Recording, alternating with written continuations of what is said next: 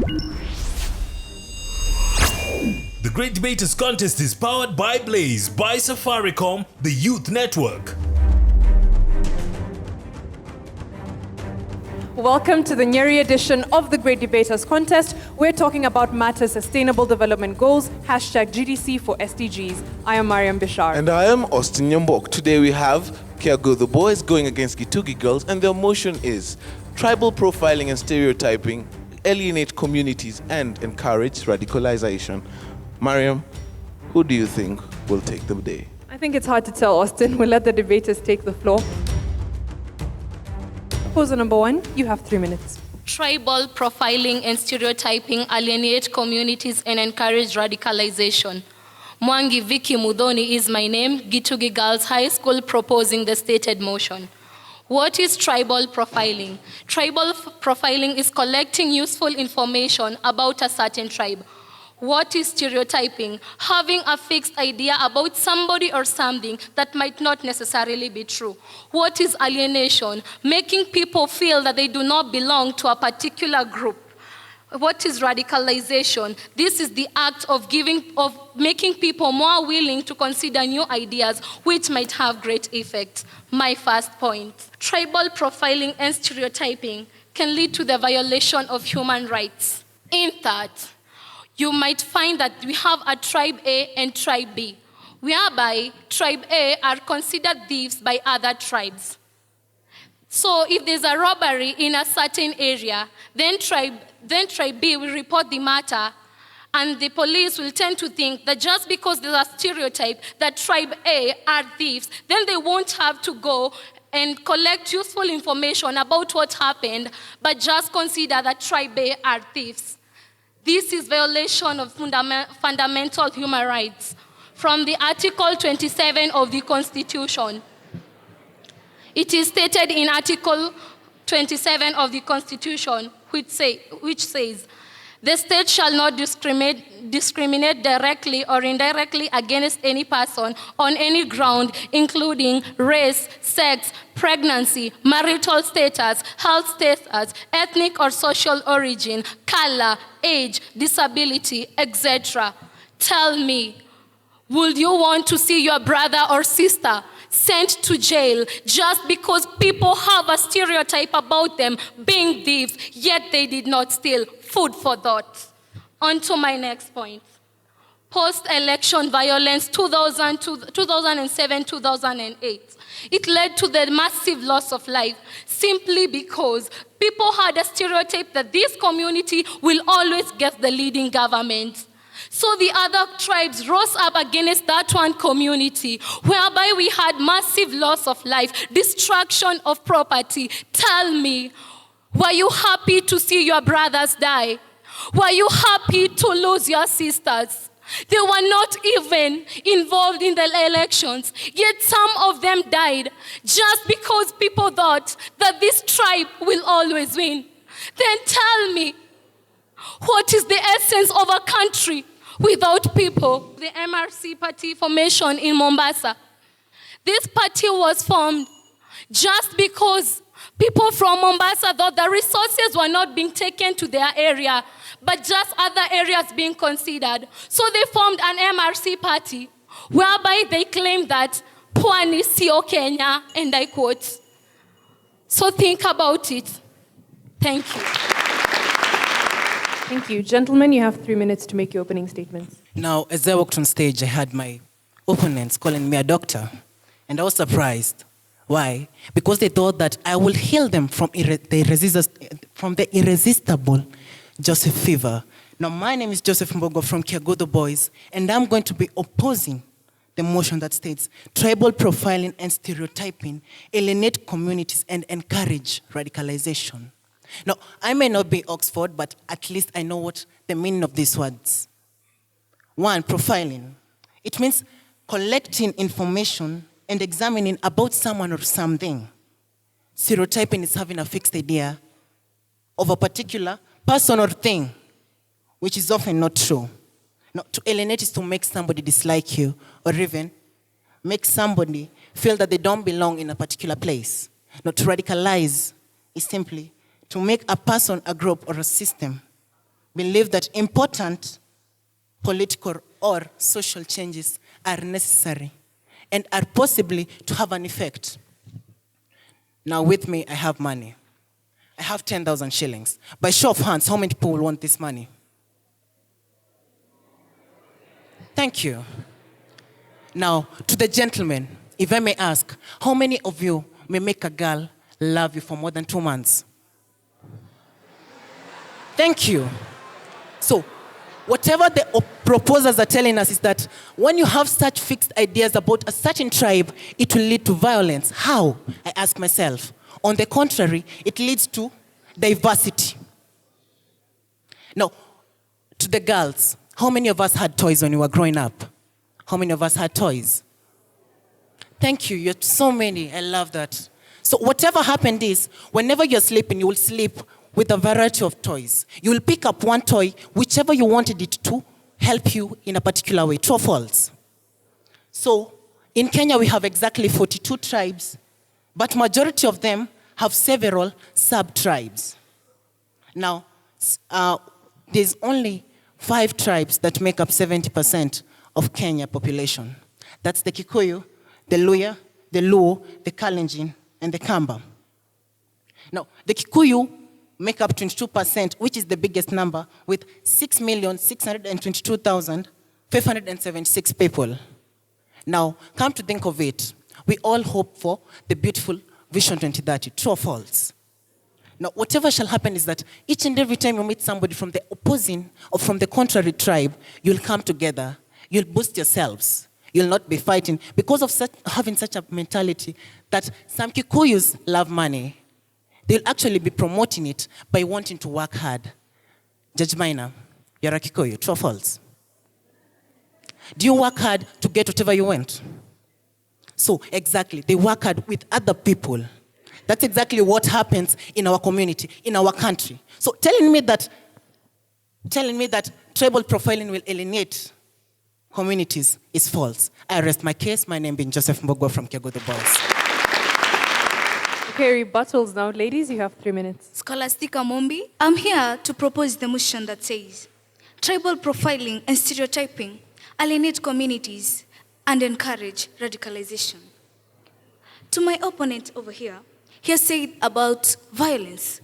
I can give an example of the Rwandan genocide, where in Rwanda we had 2 communities, the Hutus and the Tutsis. Those were 2 different communities. The Hutus, the most leaders came from the Hutu communities. Now, when one of their leaders was killed, they thought that the Tutsis, just because the leadership was not coming from their community, so they had this stereotype that the Tutsis must be the ones that have killed their leader. What's this? Why should we put this stereotype in our mind about a community? This will continue leading to radicalization. We have the issue on my mind right now is about Donald Trump after he was elected into the American leadership. There is a big threat to the existence and comfort of people who are not Caucasian.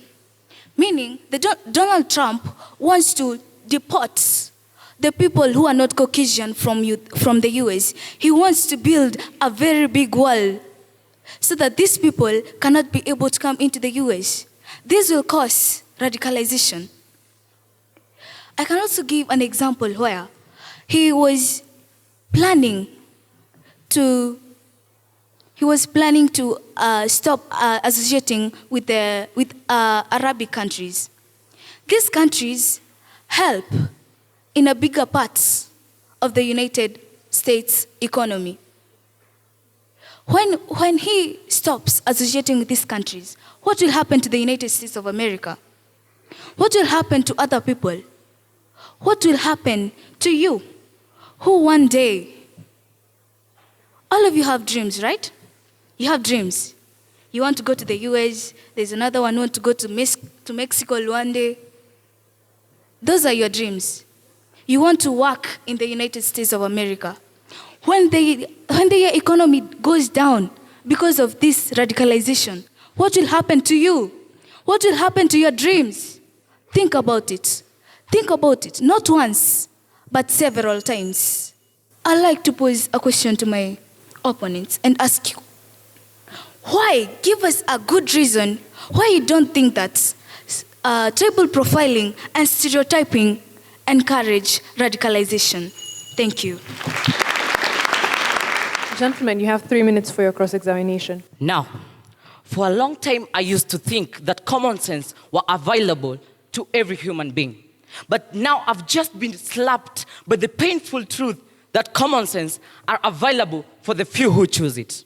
It's so painful to see these literate girls who are well learned to take this side of this motion. It makes me feel like mourning. In fact, give me just a second to mourn. Okay, back to the panel of judges and the crowd of audience at large. I go by the name Peter Ndungu, a proud scholar at Kiaguthu Boys School who strongly opposes the motion that states tribal profiling and stereotyping alienate communities and encourage radicalization. Now, I'd love to start with the corrections. Dear proposers, the problems comes in, we are not talking about races. We are talking about tribes. Get that clear.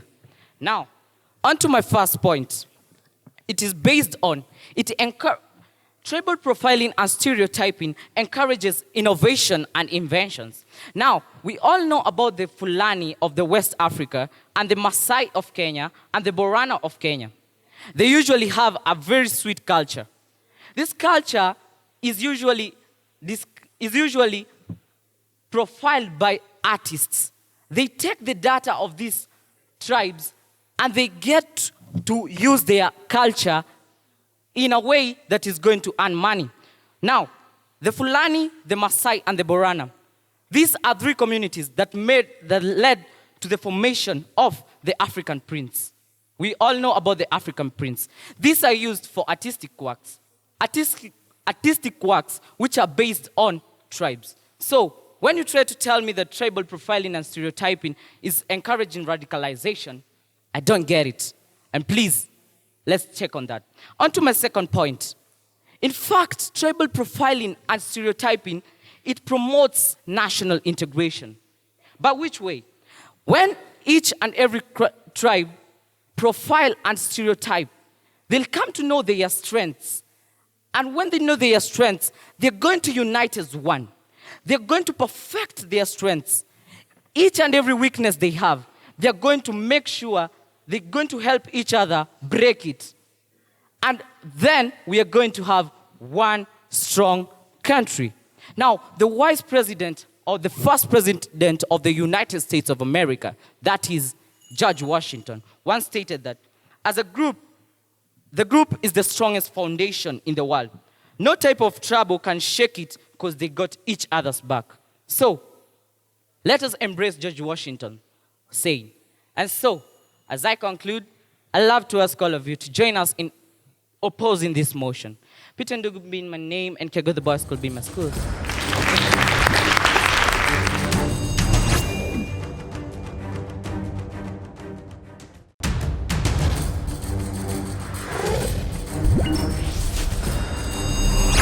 The proposers have been asked if tribal profiling doesn't help us work on our weaknesses and identify and play up our strengths. And the opposers have been asked if they were implying that people born from different tribes have different economic capabilities. We'll have them respond to those questions.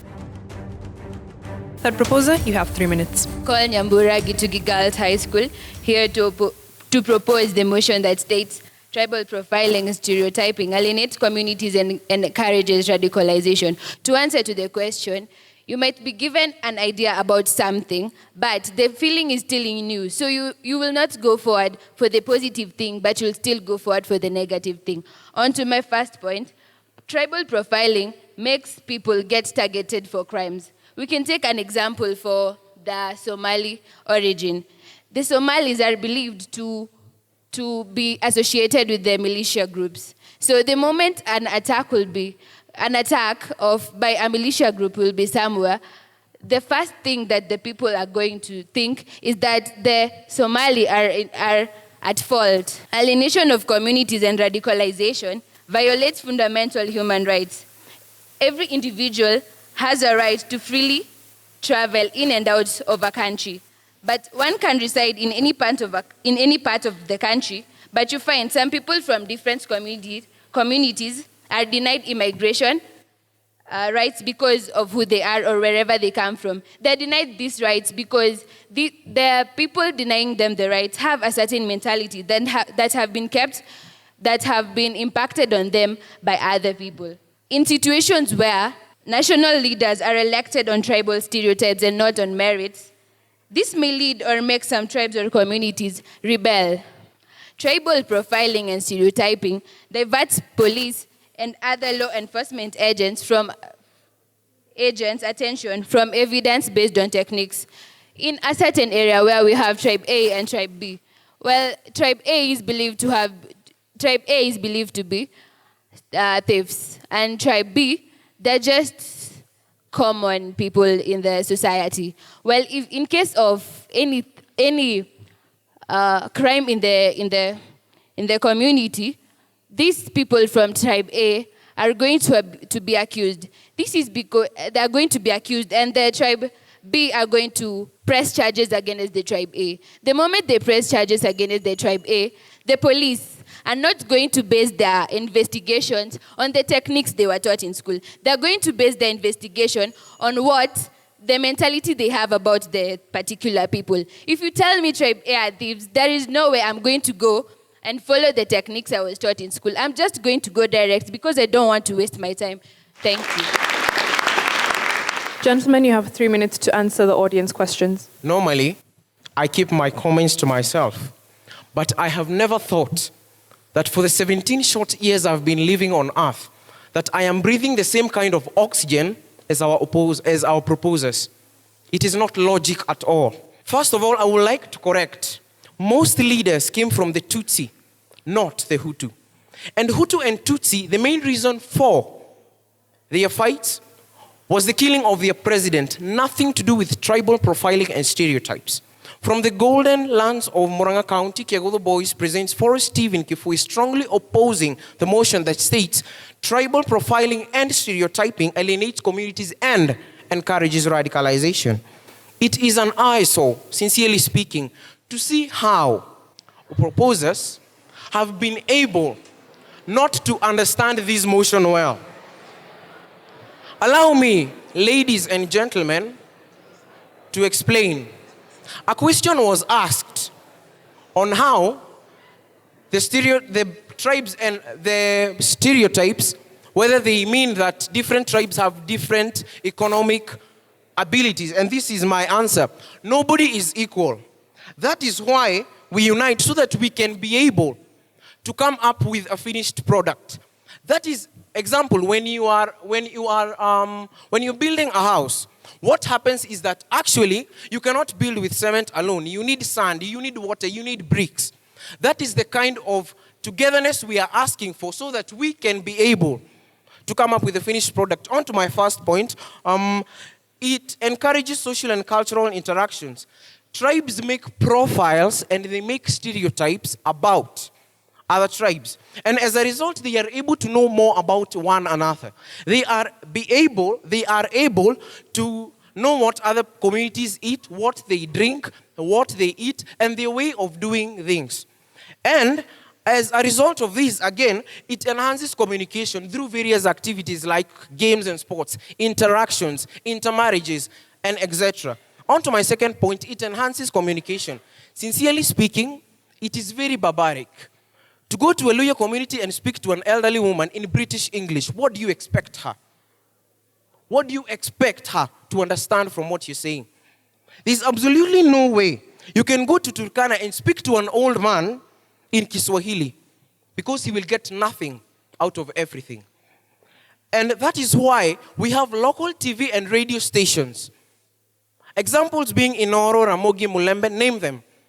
And the main development in this is that every community is able to be communicated with vernacular. Nelson Mandela once said that To go to a man's heart, you need to speak through a language that he understands. But to go to a man's mind, speak through his vernacular. And as I conclude, violets are red, roses are blue, and this clear reality must be told to humanity. For Stephen Kifui, have a lovely time.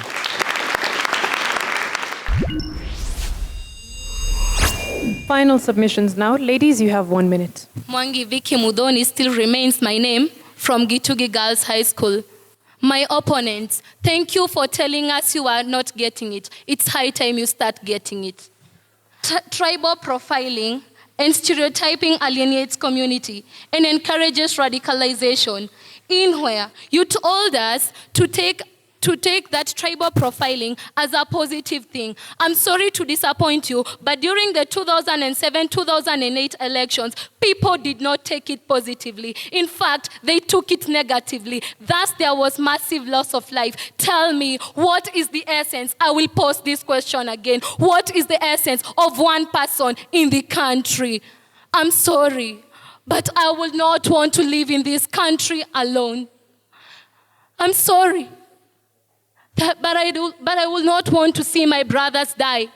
If you're there for stereotyping, I'm against it. Judge Minor, I don't want you to die. I need you with me.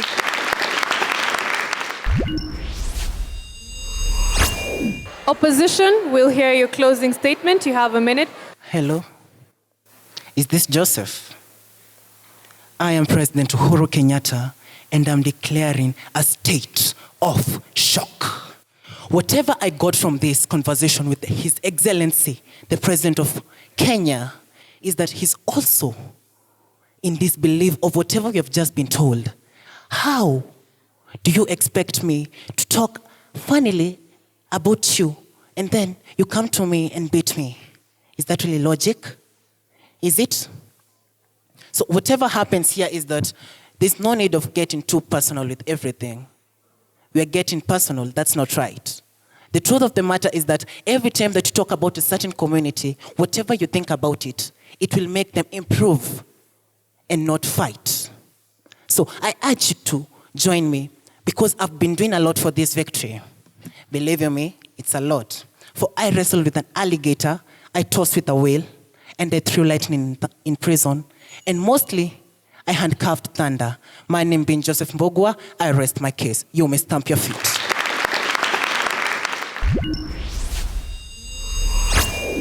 Vicky, you are strong, you're a good debater.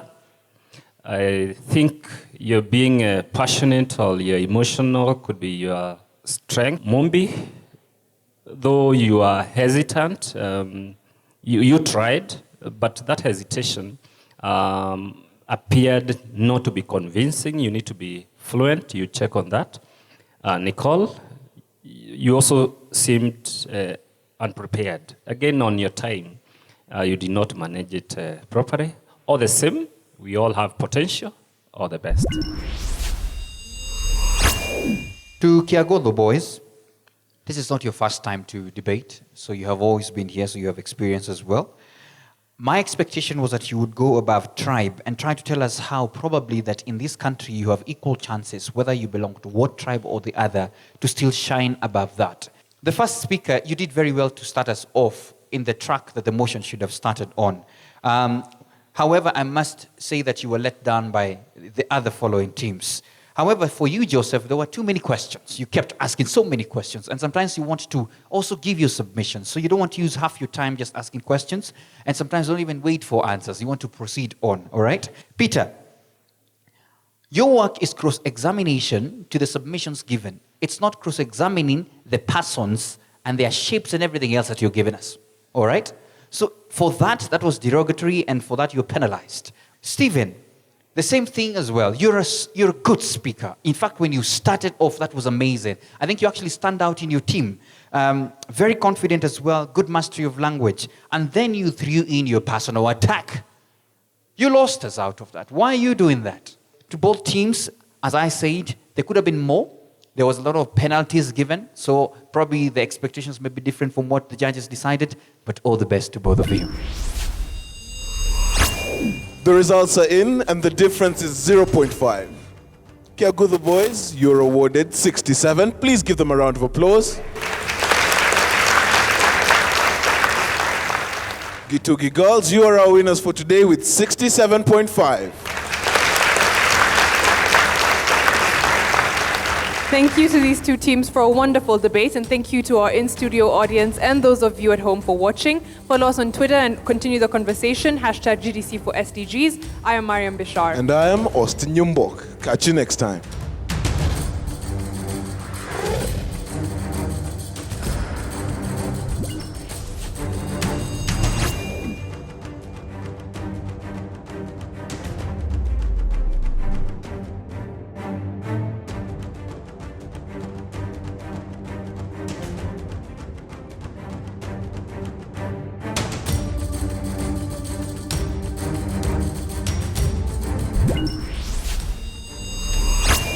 The Great Debaters Contest is powered by Blaze, by Safaricom, the Youth Network.